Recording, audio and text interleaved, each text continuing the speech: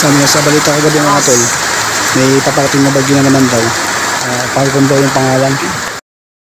What's up mga tol? Kamusta mga tol? Ang lakas na naman ng ulan ngayon. May bagyo na naman.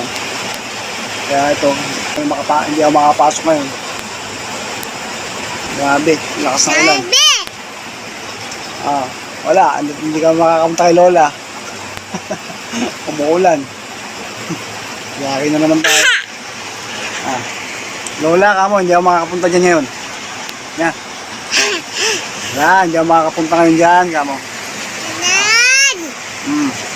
Umuulan, kamo. Kababasa ako sa labas, kamo.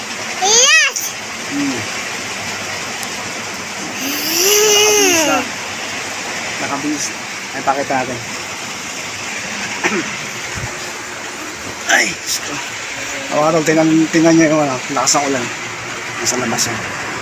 Grabe.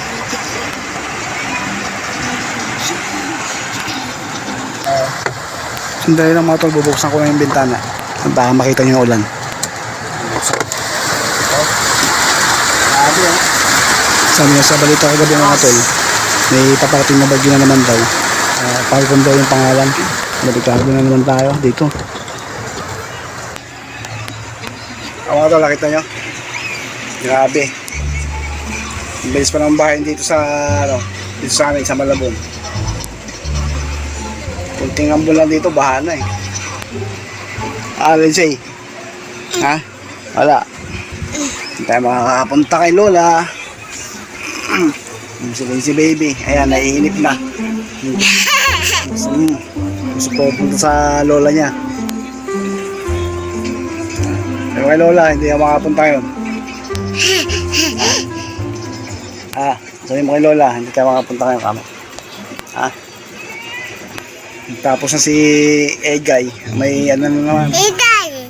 May low pressure na naman mga tol.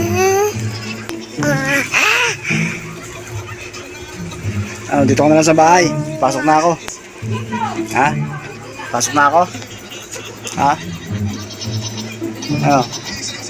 Iwanan kita dito. Joke lang. Wala eh. Hindi mo pa kaya eh.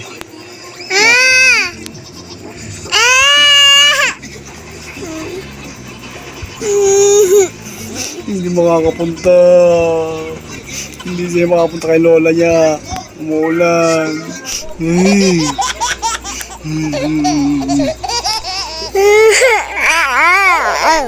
Wawa naman si Lindsay oh. Hindi makalis ang bahay. So mga tol, ingat na lang no.